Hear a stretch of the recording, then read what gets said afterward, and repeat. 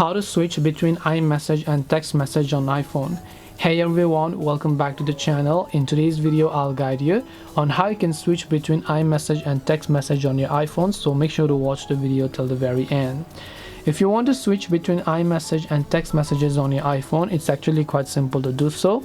All you have to do is simply open the settings application and then simply look for the application known as message. So let me also go ahead and look for messages here.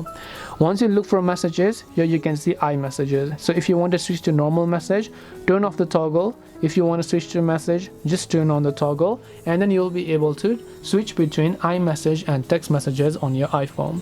So hope this video helped you as to how you can switch between text and iMessage on iPhone. If you have got any more questions, then feel free to also leave them down below. Thank you very much for watching till the end of this tutorial, and see you soon in our next video.